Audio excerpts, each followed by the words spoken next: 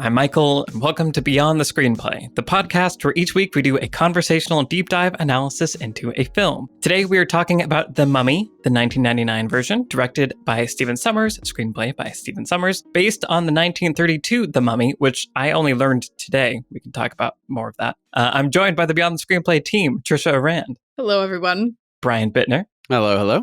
And Alex Calleros. Hi. Okay, so we're talking about The Mummy, which we've been very excited about because Trisha, Alex, and I, anyway, I think this movie holds a special place in our hearts. Mm-hmm. I think we all saw it when it came out. So I'm going to pick on you, Brian, Okay. because you did not see it when it came out. You saw it recently. So I want just like the fresh 2021 take. What did you make? The hottest take of them all. This movie?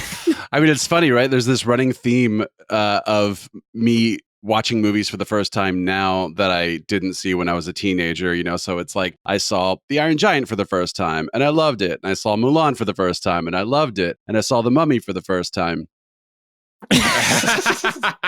Yeah, it was fine. Oh. No, I think it's funny because it is one of those things where it's like, I could definitely see how this would help to have a sort of teenage experience to sort of tie to this movie. Michael, we were talking off camera about The Fifth Element, and you're like, based on the clips that you've seen, you have no interest in watching this like ridiculous movie, right? And I, as someone who loves that movie, I'm like, no, but 15-year-old me comes out when I watch this movie and has such a good time. Right. Also, it's incredibly stupid sort of by design, right?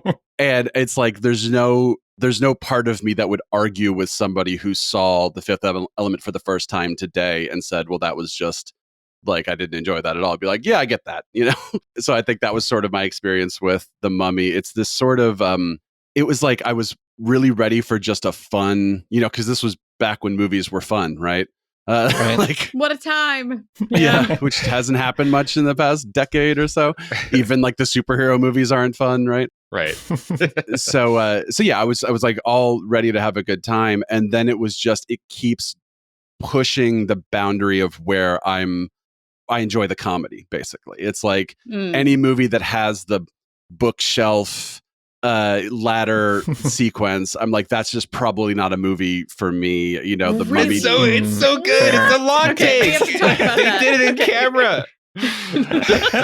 The Mummy juggling his head, and then Brendan Fraser like hits it and it goes towards camera. I think the problem with me the first time I watched it, I sort of like 2x watched it basically earlier today to kind of remember it and that kind of thing. Mm-hmm. And the first time was I was just like, I'm having such a hard time settling into where is this movie trying to be tonally, right? If it's trying to be just a crazy slapstick comedy, okay, but then you've got to do that consistently. But it's not. It's sort of like, look, we're a serious not serious, but like we're sort of a standard adventure movie, and now we're this zany comedy, but now we're like doing this thing, and now we're telling you this backstory, and it sort of jumps all over the place. And sort of scrubbing through it again, knowing what it was, I was able to just enjoy it and have fun and that kind of thing. So I could see it being a movie that I would like upon rewatching.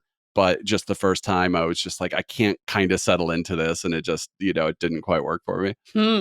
I think that is perfectly reasonable. Sure. I think it was very fascinating revisiting The Mummy because I hadn't seen it in a long time, but I did watch it a lot when it came out when I was, 13, 14, all that stuff. And also having this kind of experience where I think I'd almost like redacted sections of it in my brain. Sure. And so I was really excited to go back and I'm going to watch The Mummy. It's so much fun. It's such a great adventure. And then there would be these weird left turns tonally, like you're talking about. And I was like, oh, I forgot that that's in this. Or I thought that was in the sequel, which I've decided is not good and not part of the... So it was very weird having to reconcile my memory of The Mummy and what it actually is now. I still think it's pretty cool. I think I've kind of classified it as like, I don't know that it's good, but it's kind of great also. And I think the tonal mess ultimately kind of averages out into something that's like fun and works for me. But yeah, Alex and Trisha, I'm curious to hear what your guys' experience was then and now and how you kind of feel about all of these things. Alex, do you want to share thoughts? Sure. Yeah. I mean, all I know is I watched it a ton back in the day. Like it's one of those movies from that era that I just watched over and over and over again. So it's seared in my brain. Like The Matrix, like other movies from that, that magical year 1999. It was just part of that collection that was just like super influential on me as a like aspiring filmmaker. I don't even know if I had like an objective perspective on it back then. Like I wasn't really aware of the genre tropes it was playing with, besides it was kind of like Indiana Jones, and I wasn't aware of even like the idea of it maybe being kind of a B movie that has a huge budget, which I think is a really interesting way to think about it, because Universal originally wanted to make a pretty low budget mummy movie, just thinking of it as like a B horror movie, basically. Right. And Stephen Sommers came to them with this like bigger, Indiana Jones style pitch.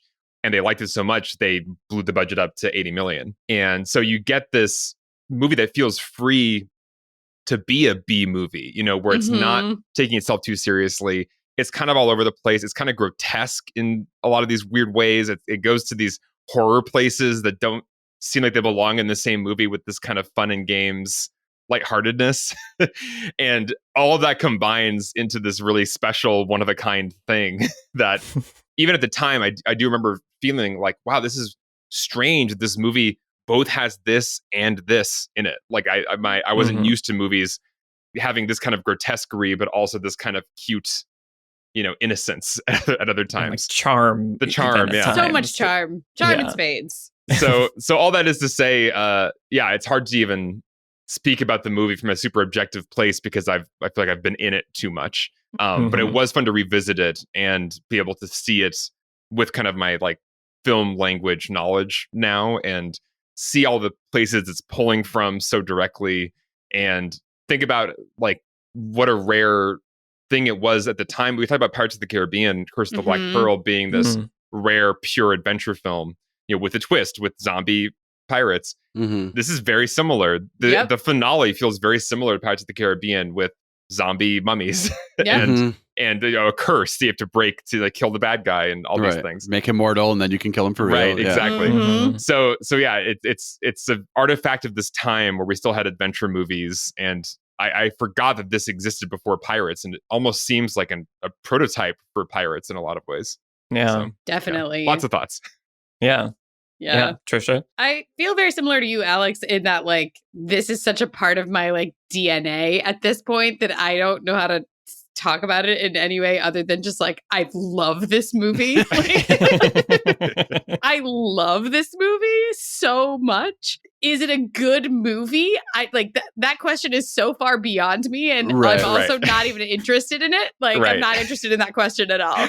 Like it is just a ridiculous amount of fun, this movie, to me. And like obviously it like everything in me personally responds to it. It's this swashbuckle like action adventure period thing with like a plucky heroine and like lots of action sequences, way too many. Like the plot doesn't make any sense the way it winds through all of these action sequences. There's a huge like riverboat action sequence that you forget is in this movie, and it's great. Like that sequence is really fun. All of these action sequences are so much fun and really great, and they're packed in there, and it only sort of holds together because of Brendan Fraser and Rachel Weisz's performances. But those performances have such magnetism and also delight to them that they really just hold you, and they hold this movie, and the I don't know, all the just like horror elements. It's so splashy and like sort of Technicolor, 30s adventure. Allow me to quote Roger Ebert here from his review from 1999, which begins, "There is within me an unslaked hunger for preposterous adventure movies." And that is exactly how I feel about this. And then he goes on to say about The Mummy, "There is hardly a thing I can say in its favor, except that I was cheered by nearly every minute of it." Right. I cannot argue for the script, the direction, the acting, or even the mummy, but I can say that I was not bored, and sometimes I was unreasonably pleased. That's great. Roger Ebert. Yes. The last line of that opening paragraph reads, "There is a little immaturity stuck away in the crannies of even the most judicious of us, and we should treasure it." Yes. Beautiful. I treasure this movie. Right. That's just the best way to put that, right? Like just I can't argue any of this is good, but man, I had a good time. Wow, I love it. Yeah. Exactly. When it feels like the movie is operating on that level, on all the levels. Like that's how every part of it feels. It's like, yeah, none of this is good, but it's all kind of great. Mm-hmm. And so watching it again today, because I watched it maybe like a month and a half ago, and then watched it again today, trying to kind of pick apart what are some of the things that do work when they're working. And the performances, obviously Rachel Weisz and Brendan Fraser I find them immensely charming. They got a really fun, like, Han Solo, Leia kind of vibe going on. Like it's great. But I also appreciated in the directing and the staging that a lot of the gags and their commitment to the gags, like we were talking about the Rachel Weisz accidentally knocking down a room full of books and that it all being practical and in a single take, or even just on that riverboat fight, there's a shootout happening and Brendan Fraser's reloading his gun and you see a bullet hole hit the wall that he's hiding behind, and another, it's coming closer and closer, and then she reaches and pulls him out of the way for the last one. Like all these things are just really like fun. Like there's a lot of care put into each one of the like these gags, and in some ways it almost feels like a play. Like now I'm thinking about, after they release the mummy and then they go back to the city, Brendan Fraser and Rachel Weisz are arguing in their room, and it's that thing where like he's packing up the bags and she's unpacking the bags. That one really stuck out to me. Yeah. Right. And it's all kind of in this like long wide shot, and you get to see the characters like relationships play in real time, and the staging of all of it. I feel like there's all of that goes a long way to kind of creating the adventure and like you're saying, Trisha, the magnetism between them and the performances. We get to like spend time in it and watch it play out and let them tell the story in these just really well-crafted sequences that, maybe don't make sense one to one as you watch them in order, but within each one are really great. Mm-hmm. It actually reminded me a lot of Temple of Doom, which we'll talk about when we get to 750 patrons, everyone. But that's a movie I loved a bunch as a kid, and people say it's like the worst of the only 3 Indiana Jones movies. And but like it also has that sequence where he and Kate Capshaw are arguing in the hallway, and then they each close their door and stuff like that. Right. But then he's being strangled, I think, and then she comes to the door and she's like still arguing, and he's like fighting for his life, or that kind of thing. It sort of has that fun to it, which again, if I had seen The Mummy when I was a kid and Temple of Doom for the first time right now, I might have opposite opinions of those movies, but it's just like that was my experience as a kid. Mm-hmm. Well, it feels like The Mummy in general really is paying homage, a really loving homage to old Hollywood, right? Errol Flynn adventure, and it includes the kind of screwball comedy of the romance. I took a note in the opening sequence, like the flashback to like this, the old Egypt flashback, and the kind of the sets and the costumes. It was like old Hollywood, but with like sexy 90s skin, Anusana Moon walks in and she's like basically naked. And it was like this really fun, like mishmash of kind of campy old style filmmaking with like a 90s edge, which I really enjoy. Yeah. Even those sequences where, all the practical sets where everything is just like fake stone draped in fake moss, and like sand is flying everywhere, and like all of this stuff, the stuff that doesn't have the CGI sort of beetles in it or whatever, the stuff that's all just sort of like practical old school stunt work. And Hollywood, like, we built this on a lot, here are the catacombs, and all the walls move and stuff like that. That is exactly what you're talking about. That creates that old-timey feeling. I think as I've gotten older, there are movies where when I watch an action movie, sometimes as a like teenage boy, I was like, I don't care about the dialogue, I'm gonna go do something. And now's the action scene. And I've almost gotten reversed where I'm like, oh, it's just the action, nothing's really gonna happen here. Obviously there are movies with amazing action scenes that I want to watch, but sometimes there are movies where it's just like, okay, this chase sequence has gone on for 10 minutes or whatever.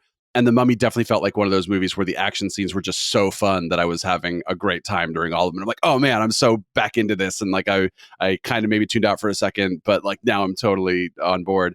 And that is mostly the practical stuff, because then the CG is, ooh boy, it's rough. I remember in 2001 being at my friends and we were watching The Tonight Show, and Brendan Fraser was on for Mummy Returns.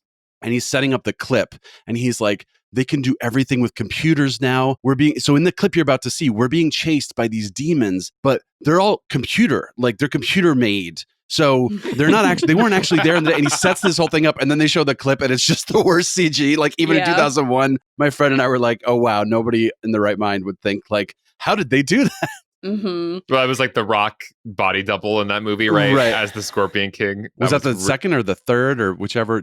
The second? He appears for the first time in Mummy Returns. And then they did a prequel about the Scorpion King. Right.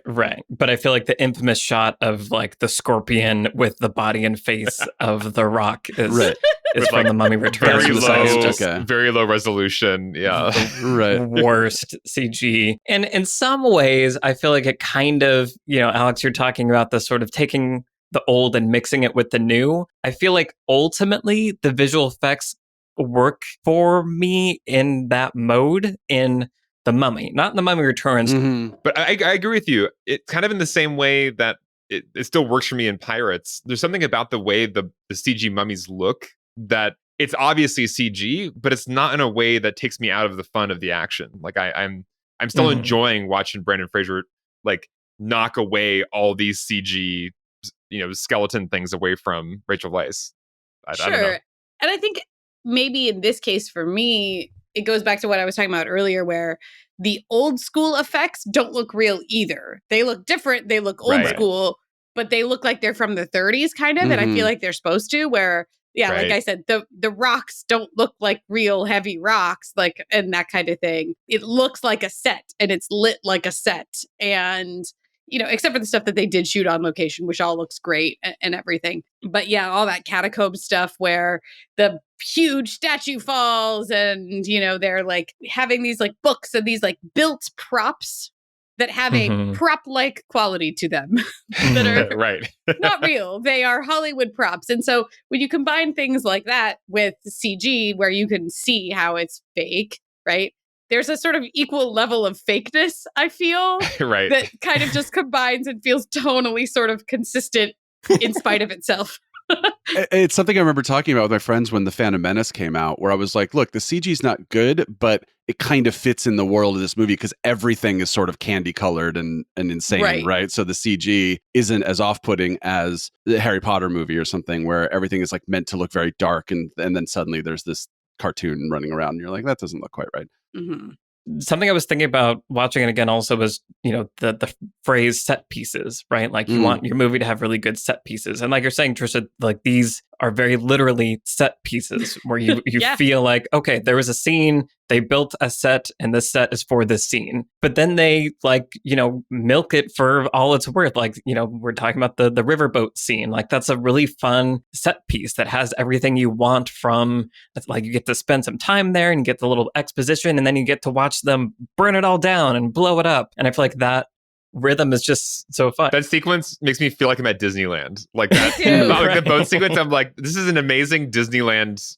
place / ride / experience, and I just want to like be here for a while. And so I'm so glad we get to be there for a while. Right. Actually, you're identifying, I think, what I'm trying to put my finger on, Alex, which is the feeling of being immersed in a fantasy world while being reminded that it's fantasy constantly, and the fun that can be, where it's not trying to act grounded, and so everything about this movie tonally contributes to that feeling where there's, everyone's like a little too fast with a quip and too good at this and that. And, tone, the humor is really present, obviously. I feel like that just sort of is the fun of the ride that gives it this ride-like feeling that also Pirates of the Caribbean, the movie, has. Yeah. Right? And so Stephen Sommers, who wrote and directed this movie, The Mummy, also made a version of The Jungle Book in 1994, which we were talking about a little bit earlier today in the Slack because I remembered that it existed. I know. And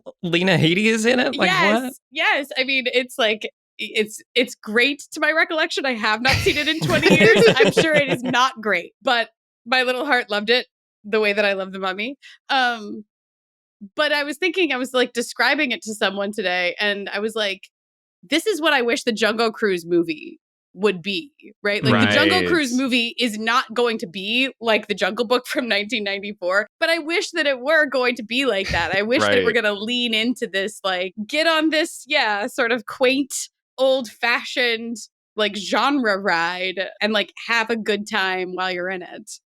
Which the Indiana Jones ride at Disneyland also feels that way very much. Right. I feel the problem now is, there's this kind of, the Mummy, for example, is huge. Like this movie goes way farther than you ever think it will. I mean, it has the apocalypse happening. It has the biblical plagues, like things you never like signed up for. This movie it goes there, but somehow it all still feels like it's within this, I don't know, this universe, this bubble that we're in, and it feels coherent in its craziness. One of my problems with some of these remakes or reboots are just, we got to take this IP and like make an even bigger thing out of it and put it in IMAX. Somehow the bigness leaves the sphere that I want to be in, and it goes to this other place. And so Jungle Cruise, I don't know what that movie's going to be like, but I'm scared that it's going to be like, it turns out it's a fantasy like alternate universe where there's actually like magical jungle fairies, and it's like there's a whole political thing with the jungle fairies. Like they're going to try to make it way more than what it could be, which is just a really fun throwback Jungle Cruise adventure.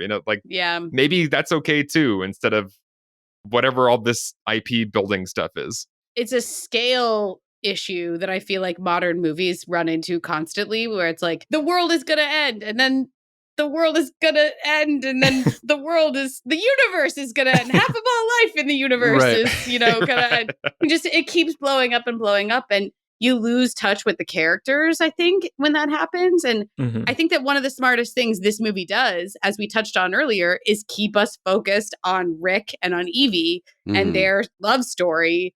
And there's like really only sort of 3 characters we really care about, them and Jonathan sort of, and then some of the others here and there, but a lot of those people are really just there to get killed.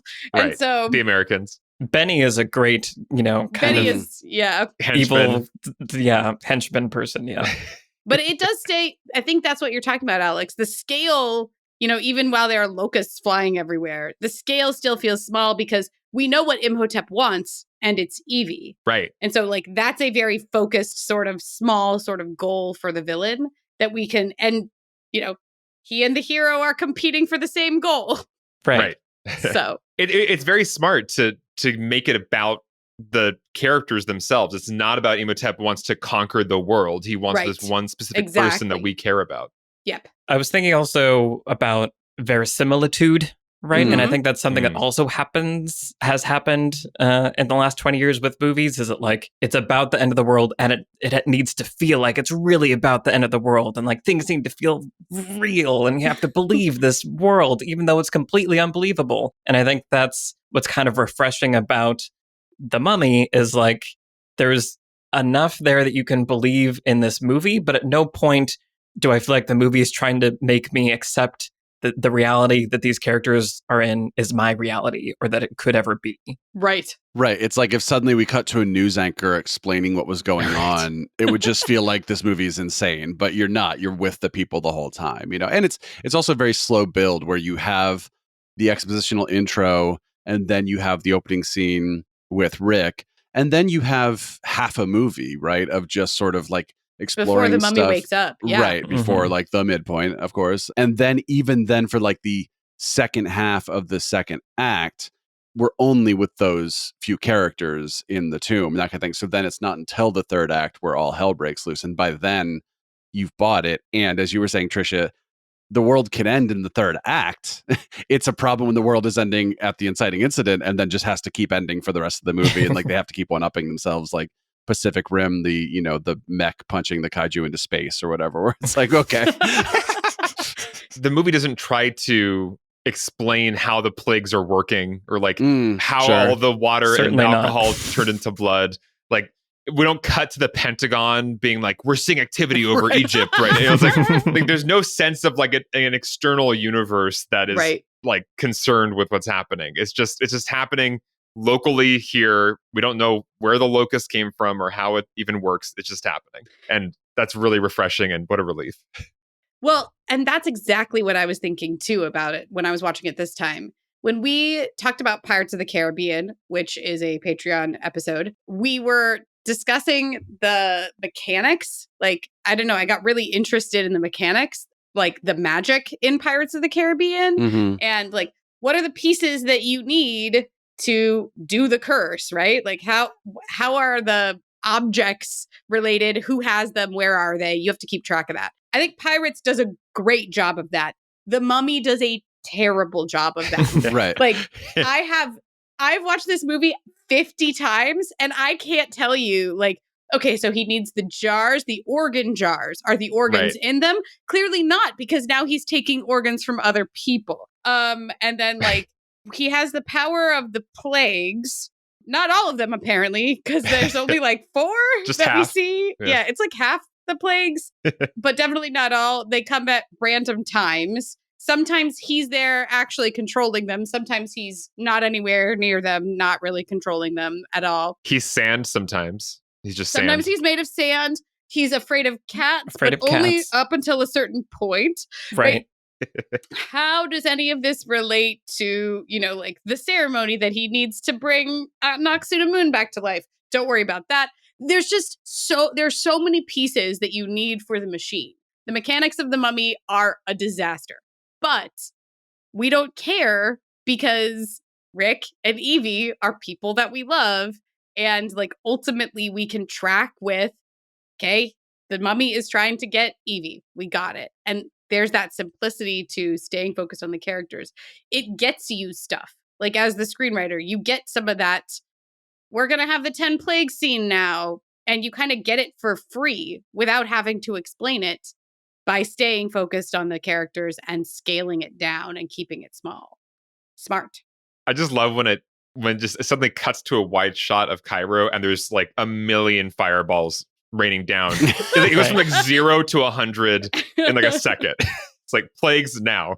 There aren't really consequences. There are never consequences No, right. to any of the plagues. No. Yeah.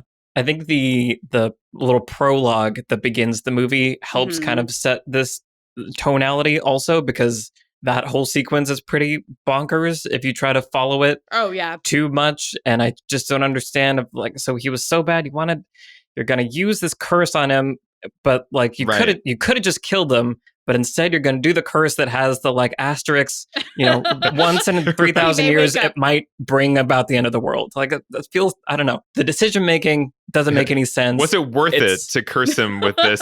This is a possible consequence, right? And it's just it's so melodramatic. Yeah. But I think that's kind of why it works ultimately for me, is that it is drawing your focus, even though like the way it's shot, away from like, don't worry about like thinking about what's happening too much here.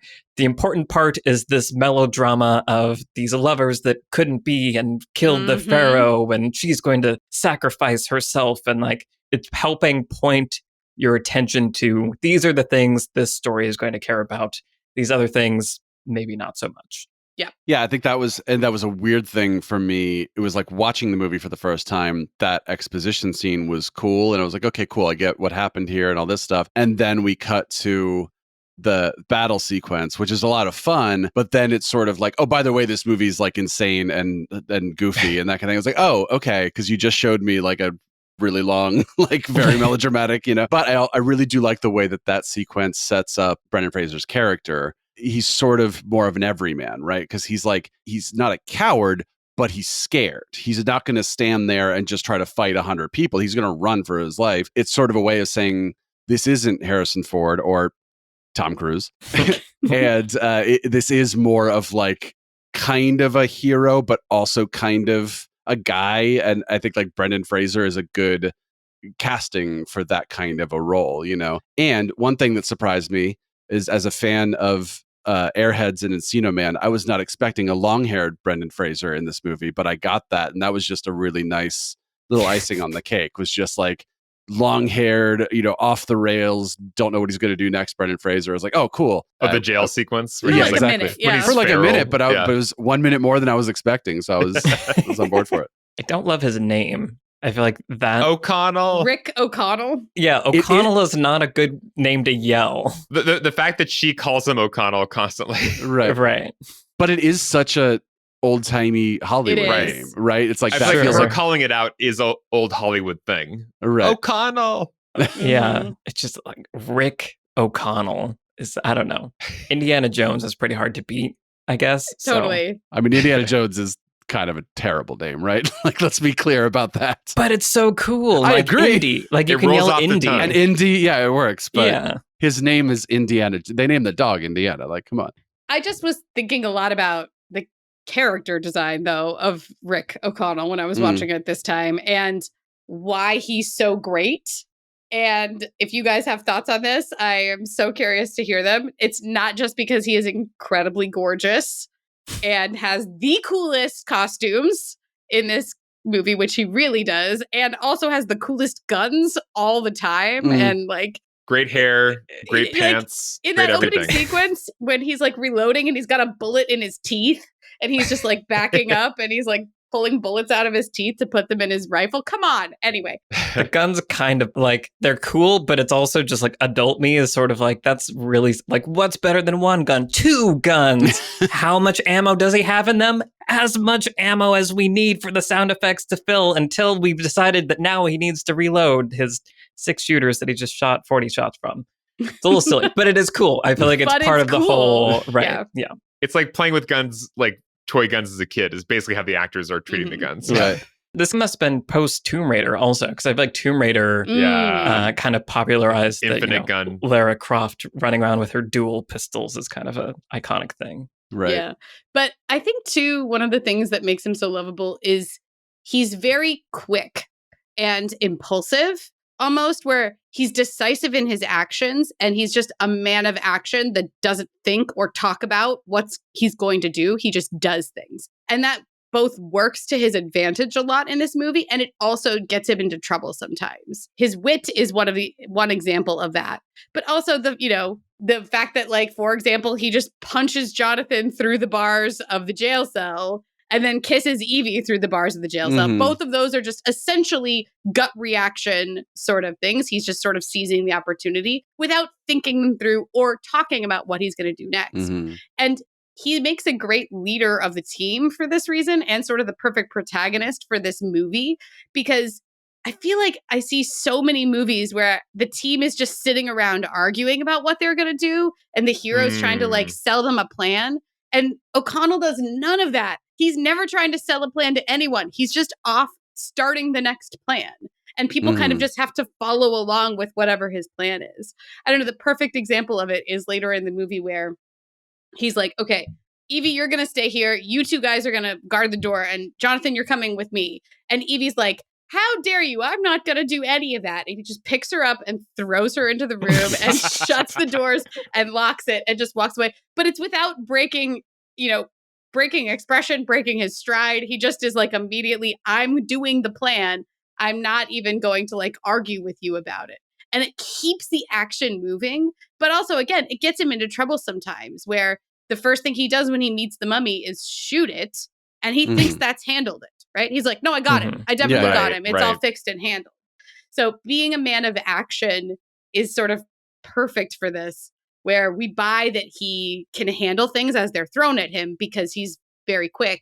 But also, yeah, it just like saves us from talking too much. It just keeps the movie keeps the movie fun. Right. It also helps us as the audience to not spend too much time thinking about it when all the other characters want to make their plans and stuff like that. He's like, oh, let's just do this now. Exactly. Well, and I think it's that he is a man of action, but he also listens. Like he can listen to reason, because I feel like he's also kind of being contrasted with the other Americans, right? Who are, like the British people call them cowboys. And there's, the one guy that I just wish was Josh Holloway. Like every time I see his face, I'm like, I wish you were Josh Holloway instead. He would be so much more likable. He's not supposed to be likable. Well, true. But like, There's also the Josh Brolin looking guy. Like, oh, right. Yeah, all the Americans look like somebody else. It's weird. They do. Right. So recast with the Joshes. Right. My recognition brain kept going. Oh, is that? No, it's not. Oh, is that? No, it's not. Right, exactly. Like I wanted him to be Sawyer. He'd be much better. Anyway, there's the moment where they're in the tomb, they're digging, and there's that kind of, scary moment of like, we're on one side of the statue, we're going to turn the corner, and oh, surprise, it's the other team. They're also here, and everybody's got their guns out, and it's like a gun standoff, blah, blah, blah. Really fun. And then Evie realizes that like what they actually need is beneath them. There's another solution to this plan that isn't just let's react and shoot. And she's able to signal that to Rick, and Rick gets it and like goes along. And so I feel like that he's a leader in terms of like you're saying, Trisha, let's just like keep going. Like, let's not stop. Like, let's make sure we have momentum. But he also listens to good ideas and reason. And so it's not like he's overriding his team. It's like he and Evie create this kind of a balance, the thing that you want of like, exactly. She's kind of the brains and he's the action, but that kind of gets like, they have fun with that too. So I feel like it's the balance that he's not all the way to the, the dumb Americans, and he's in this in-between place where he can be active, but also like listen and compassionate. And that's a really good and smart contrast to Indiana Jones, because Indiana Jones by this point had become, such the iconic adventurer. But Indiana Jones himself is a professor. So he has to also be smart. Right. He also has to, Indiana Jones has to puzzle and like uncover clues and do the sort of, treasure hunt kind of like put things together part. But here with the split where you have two of them, you have Evie to do the puzzling and uncovering the clues and all of that stuff. And then you have Rick to do all of the action and the gunfighting and everything. And it's just cool that at no point, because they've separated those traits out into those two different characters, you never think of him as being very similar to Indiana Jones. He really is his own sort of distinctive character that, has kind of become iconic from this movie. It's interesting how I've noticed on Twitter and just online recently, there's a lot of people that are nostalgic for this movie. Like recently, I've seen tweets that are like, this is the ultimate movie for bisexuals, and it's just like a picture of Rachel Weisz and Brendan Fraser. There's a lot of thirst about the cast. There's a lot of thirst about this movie. Yeah. Which makes sense. But yeah, I feel like it holds an iconic place for a certain generation, and it's weirdly kind of coming back into consciousness right now for some reason. Mm-hmm.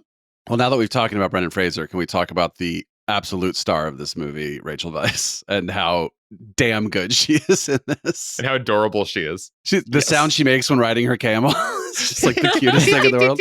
But it is one of those roles where it's like you set her up as this sort of nerdy character, but then a lesser movie would just be like, well, that's who this character is, right? But it's sort of like she gets to be that, but also funny and also graceful and like, a person of action at some point and like that kind of thing. And it's like a nice character in the sense that she gets to be so well-rounded, but also just Rachel Weisz is one of those actors who's so like not afraid to do anything, right? Like she whatever this scene calls for, she will do it to 100%, and it just makes her so watchable throughout the whole movie and so engaging.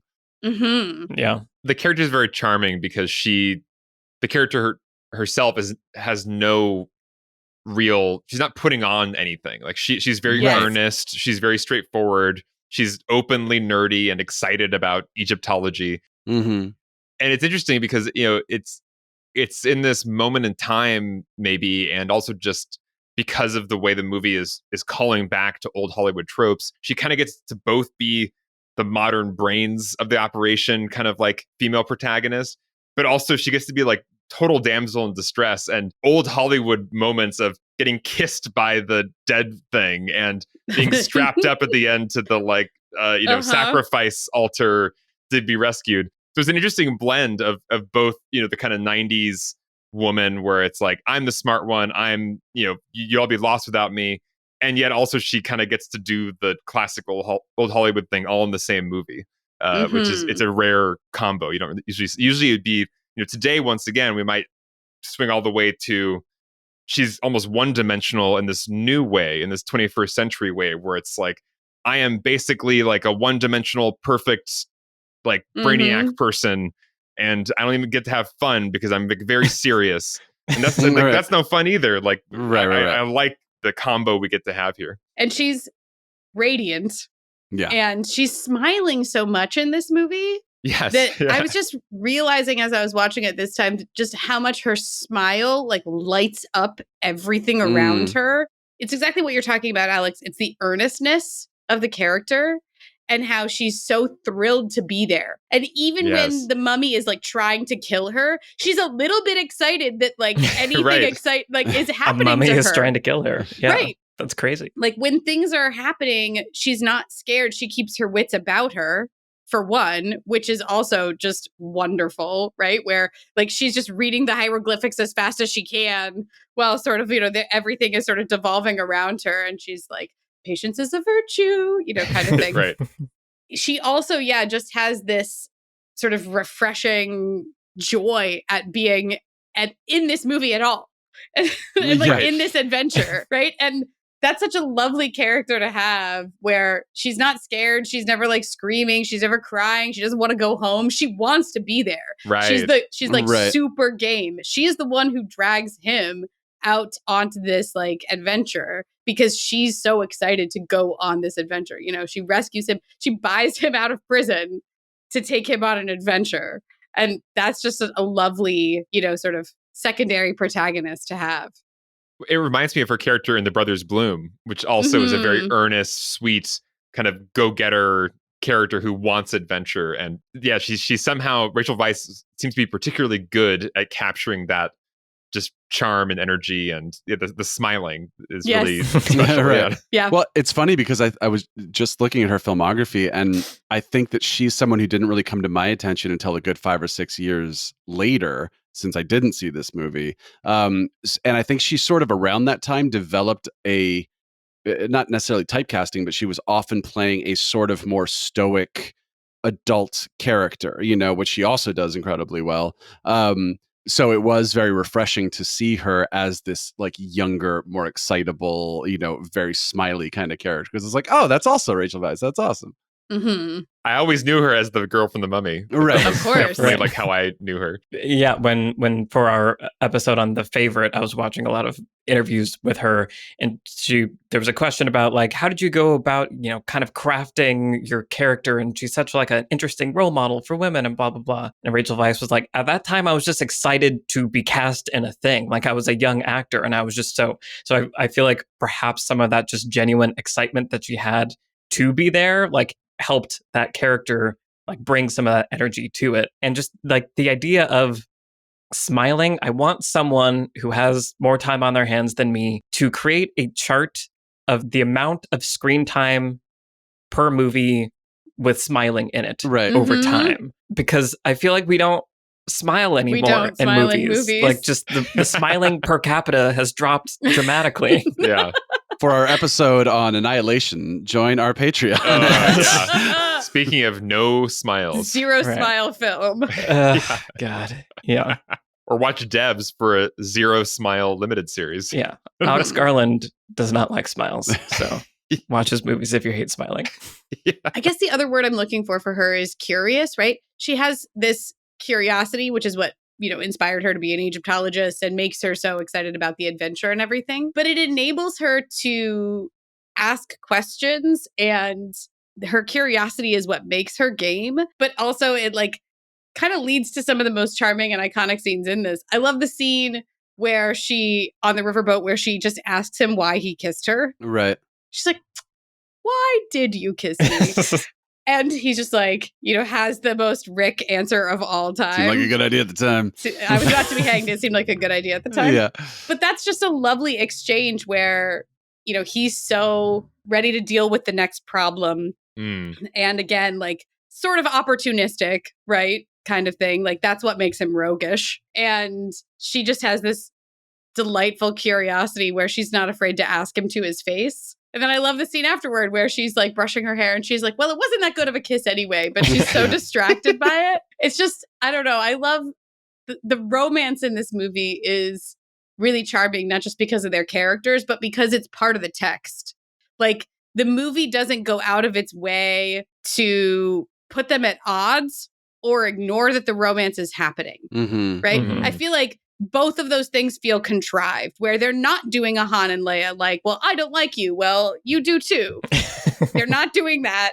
And they're also not like just acting like, oh, we're thrown together, right? Mhm. Where accidentally this thing has knocked me into your arms. That also feels very contrived. But there's this sweetness to this romance where he immediately is checking on her after like a skirmish or whatever. And there's, I don't know, I was looking at it this time and there's this one scene where he checks on her. He's like, are you okay? And then she just stands there and he just kind of holds her and someone is like telling exposition to them. And she's just sort of in his arms. And it's sort of just midway through. But it's just this very cute, it feels more genuine than I think either one of those other two options, which feel a little more tired and also, not as, just more tired. Yeah. As tropes. Well, I feel like even like the cadence of how the relationship builds is interesting because, he kisses her without permission. And so it's a little bit like, you dog, how dare you? Yeah, you scoundrel.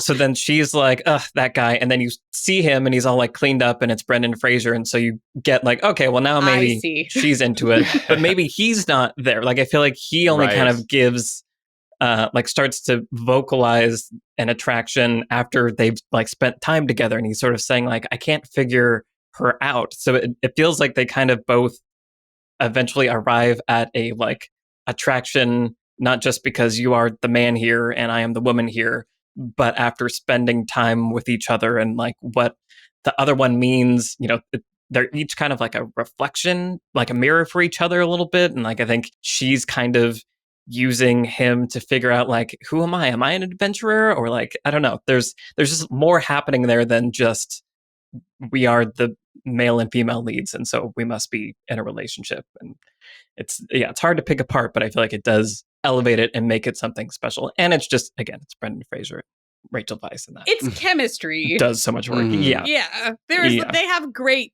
chemistry. But also it's in the writing. Like, and I think it is definitely in the characters and clearly in the direction here where the way that they're sort of like, blocked at every moment where he's sort of always watching out for her, and she is watching out for him, as you pointed out earlier, Michael, where the bullets are coming and she reaches over and grabs him and saves him and that kind of thing.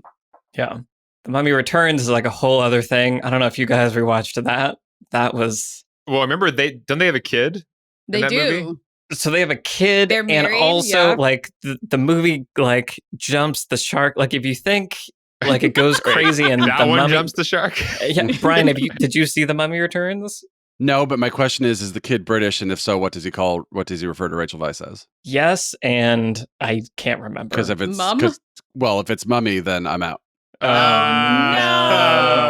Stop it! Somebody don't tell me that's not the kind of thing that would happen in a sequel to this movie. I mean, that's the kind of thing that could happen in this movie. Anyway, all right. Well, I won't say any more about The Mummy Returns, but Brian, I want you to go watch it and then report. Like, I want to hear. We need to debrief about what you make of that. Because you love The Mummy so much, you now need to go watch the sequel. Yeah, I want to see because it goes places. But it is this thing of like, did I have fun? Yeah. And am I curious about spending more time in this world? Yeah. So it's just like, am I excited about the idea of watching a movie that I will probably like less? Like, no, but at the same time, I like, just hearing you guys talk about The Mummy and remembering scenes and stuff. I'm just like having fun remembering that, like you said, Alex, there's a sort of immersion to it where you're like, I feel like I can walk around in this world and like actually be with these characters, and it sort of feels like a ride, and that is fun. And that's why I could see there being a sort of clamoring for so much more, in this franchise basically that happened over the following 10 years with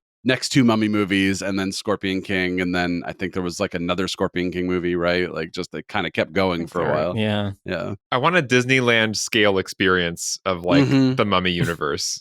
I think that'd be really fun to go just like literally walk around in. The Mummy ride at Universal Studios is still one of the best rides over there, to be honest. I mean, it's not much of like an experience though, besides just like shooting you through like darkness really quick, right?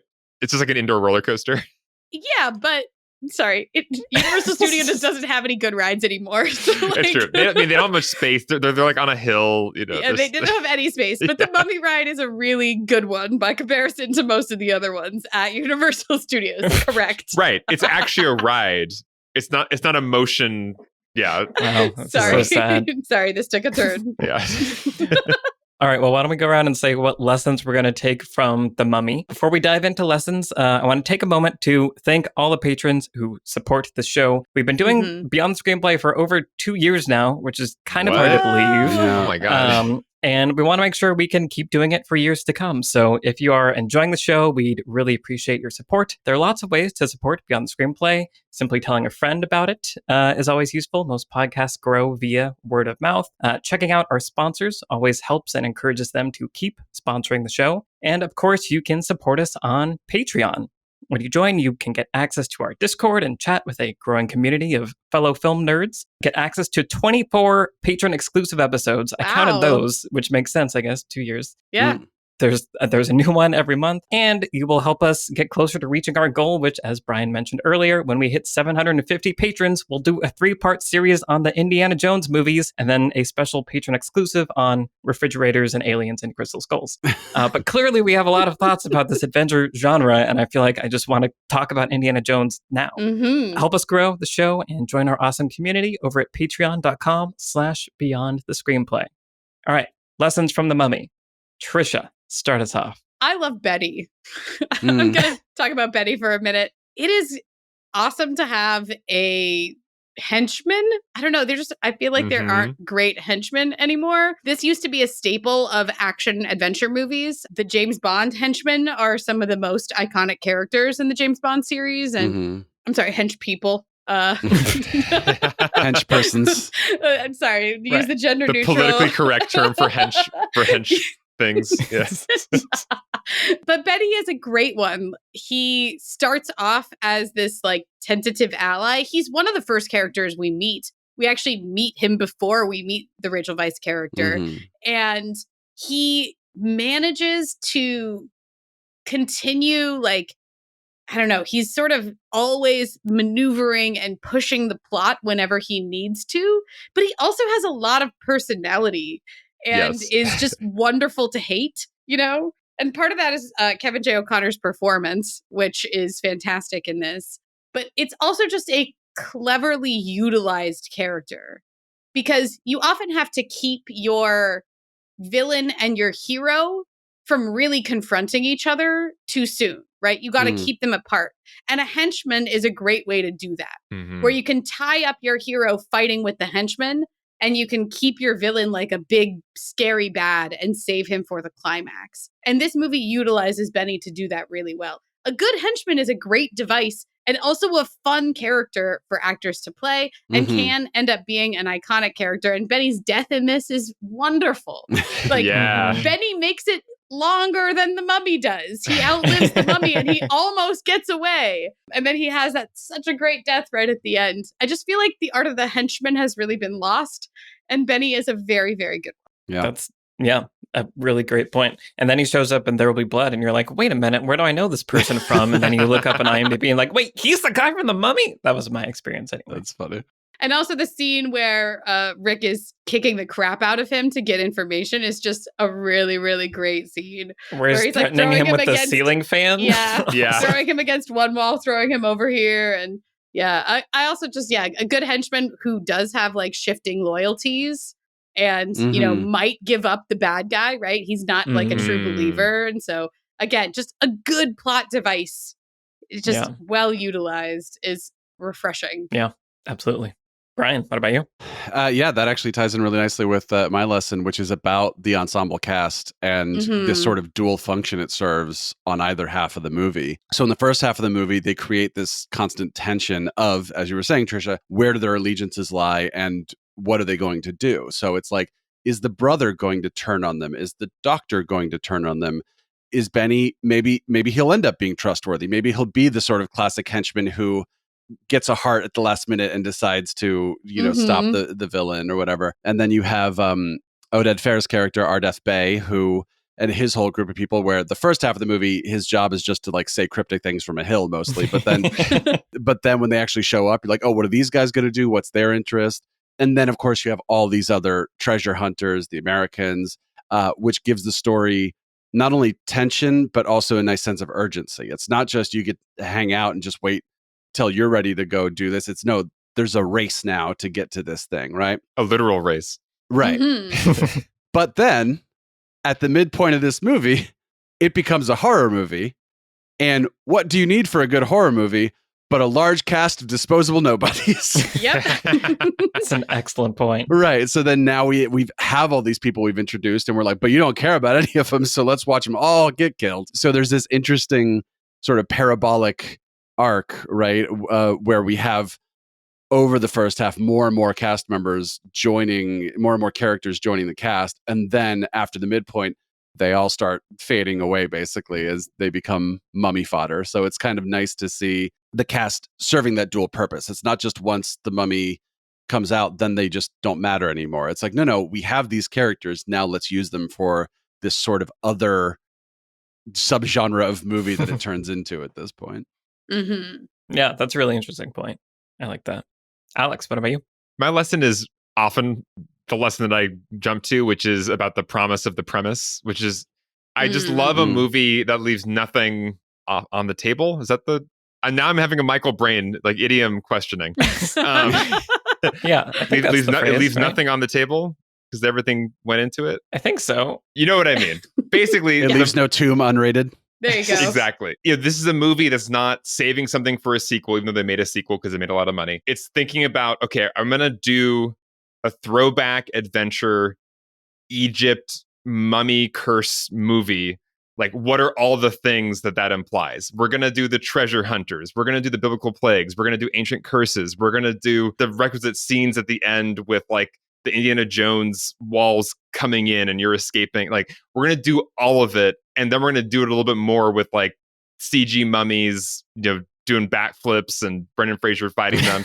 Like, it's the kind of movie that when it gets to that finale, it's already given me everything I want, and then but it's still going, and it reminds me of Pirates of the Caribbean in that way, where it's like Pirates kind of feels like a movie and a half, where it's like I've gotten what I came for, but we're still going, and it's still awesome, and it's still fun. It's not getting tiresome, and the Mummy has that same feeling of just we're gonna do it all, and we're gonna do it in a varied enough way that you don't get tired of it. You actually are excited about the ride the whole time up until that last frame when they ride off into the sunset, and just perfect. I guess the lesson is if you get this chance to do a big high concept thing, just do it all the way. Think about what an audience wants from this kind of movie and just do it. And if you get to make a sequel later, great. You'll have to figure that out later. But in this first movie, give us everything we want with a movie called The Mummy.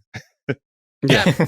Certain kinds of genres are not about restraint. Everything and the kitchen sink. Just put it right in there. Like if Pirates had saved some piratey things for like the next movie, that wouldn't have worked. It's like, no, just do it all here. We're going to have the pirate ship like direct battling. We're going to have the undead curses. We're going to have it all in this one movie.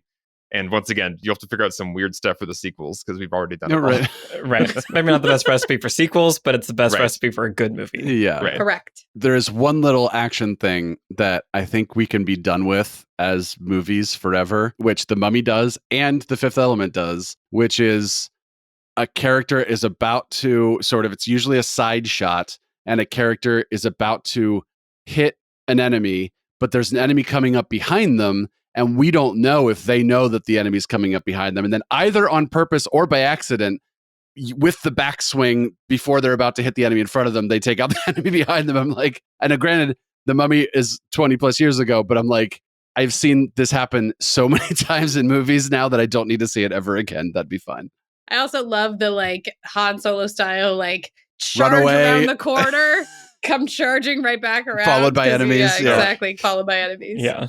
One other thing that made me think of Pirates and just a ton of movies is the way that Imhotep is literally about to complete his task. Like he's raising the dagger to do the thing, to finish everything.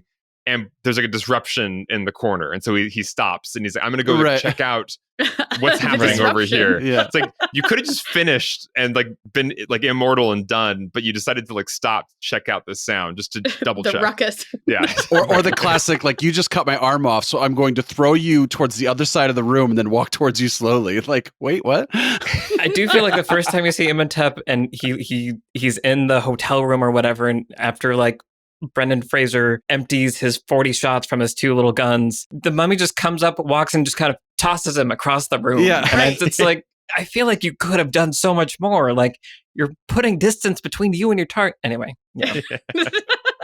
Sorry, one thing I just wanted to call out was how much the movie it really enjoys the jaw stretching effect that it figured out. Oh, yeah. It just like really Right. embraces that. Like all mummies can drop their jaws and it's horrifying. And we're going to do it Yeah. Like a Oh. snake. over and over again. Right.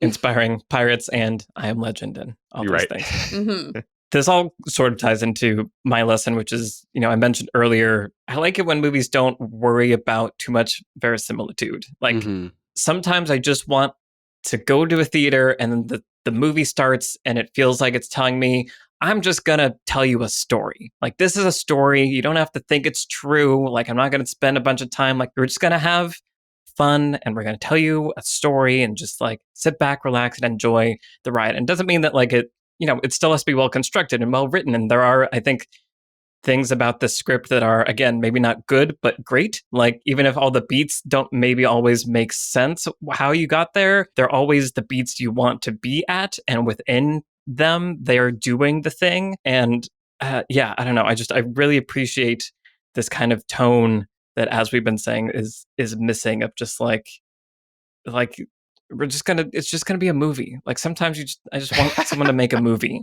and just show me a movie and not. I think the thing that I was mentioning earlier, I think there's this thing with like IP world building that's happening right now that doesn't let movies be movies. It's like this is just one chapter of some Right. bigger grand plan.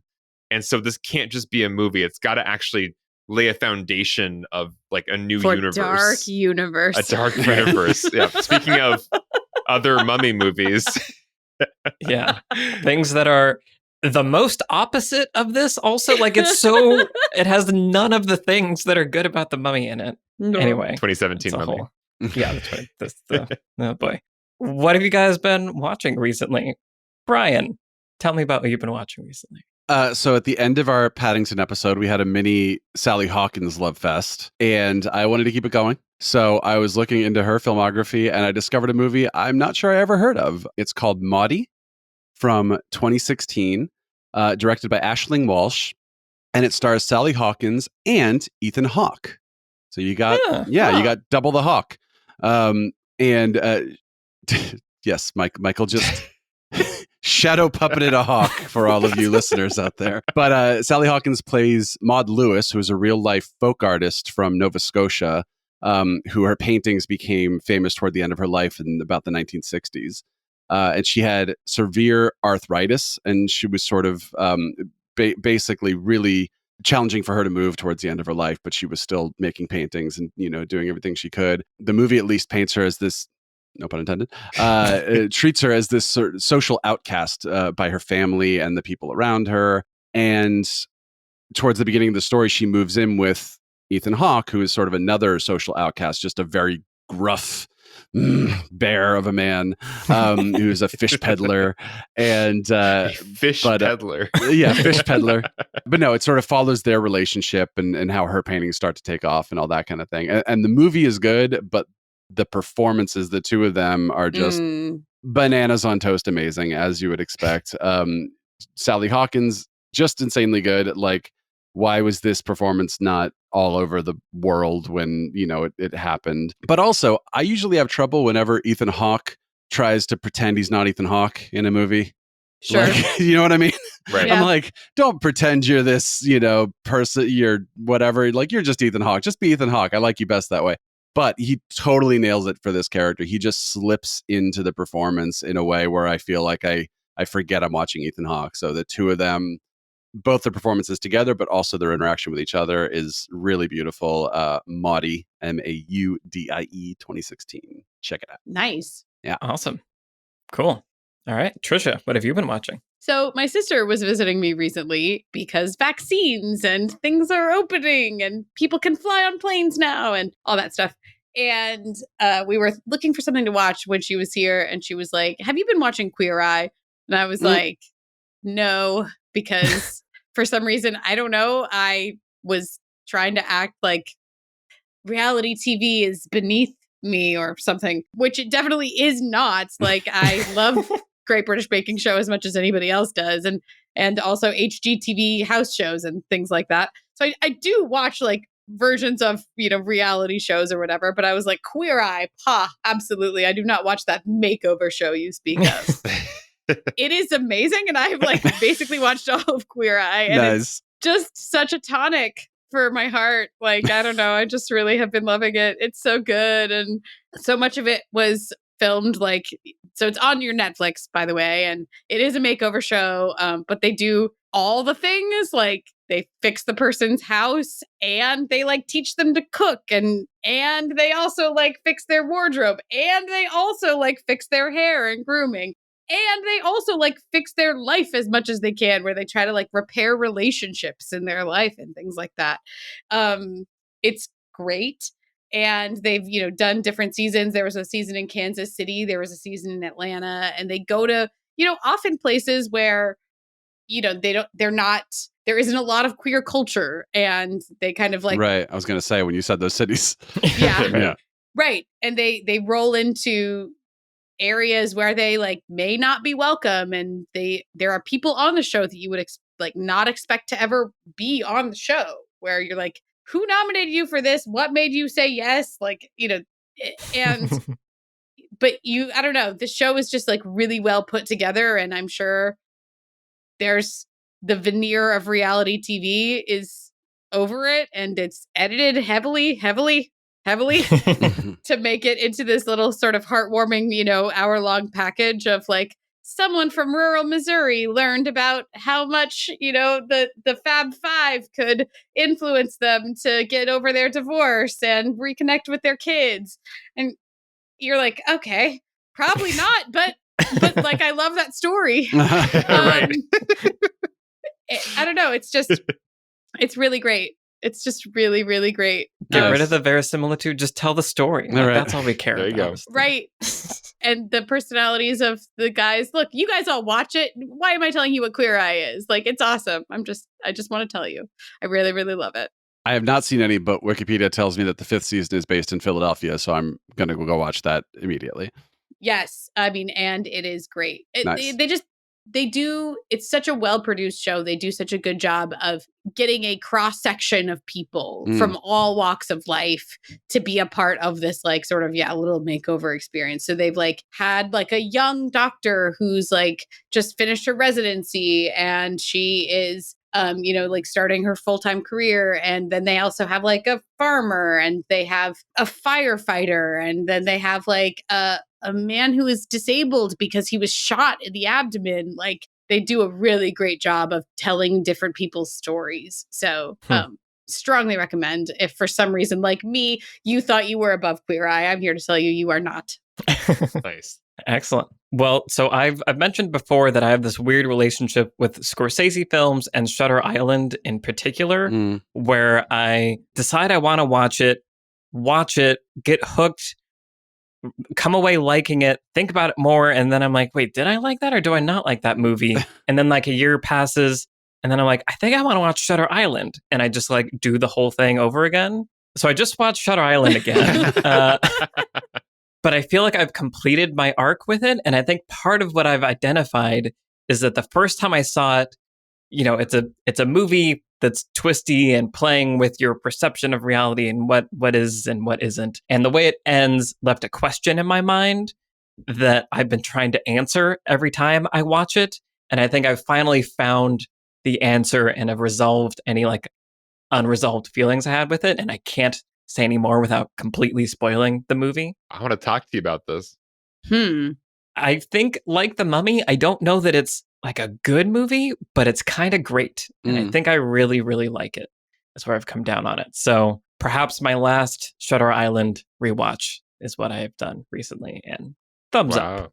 Interesting. Because I just tried to watch this for the first time, and you've never seen it? No, I tried to watch it for the first time, and I bailed on it about 25, 30 minutes in. But you should watch it.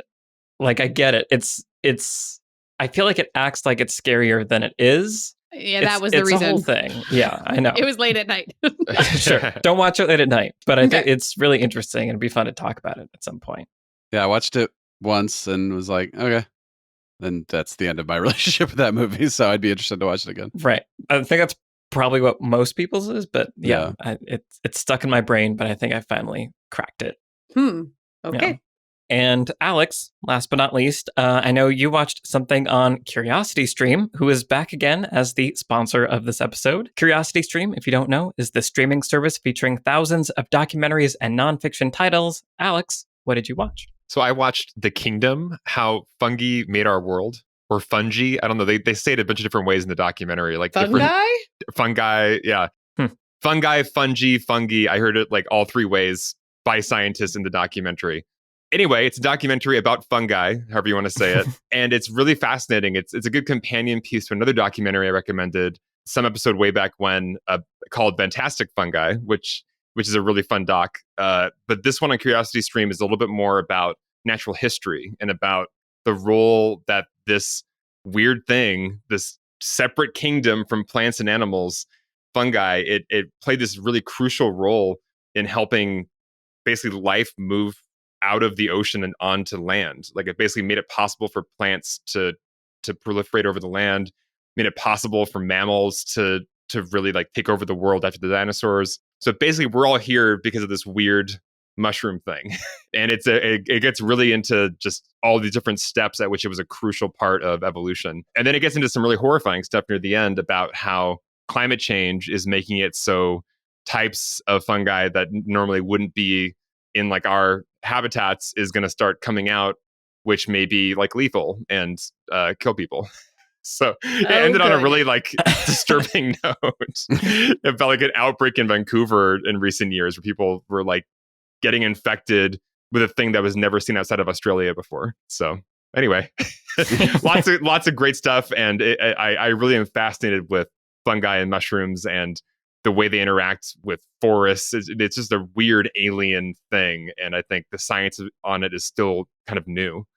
So really worth checking out on CuriosityStream. I think there was like a Radio Lab that I listened to that was kind of about that. It feels like maybe it was like the Cliff Notes version of this documentary. And it was really fascinating of just like how much of evolution was shaped by this thing that we kind of didn't think about at all, but is like the reason everything is the way it is. So that's cool. I'm excited about it. Awesome. All right. Well, if you, listener, want to check out The Kingdom, How Fungi Made Our World, and support Beyond the Screenplay, sign up for CuriosityStream at curiositystream.com/screenplay. The link is in the show notes. And when you sign up for CuriosityStream, you also get free access to Nebula, which is the streaming service featuring exclusive and ad-free content from some of the best educational creators out there, including many of our past guests, Lindsay Ellis, Maggie Mae Fish, Patrick Willems, Just Right, and many, many more. So sign up for CuriosityStream at curiositystream.com/screenplay or by using the link in the show notes. This has been our conversation about The Mummy. This was a lot of fun. I'm glad we finally got a chance to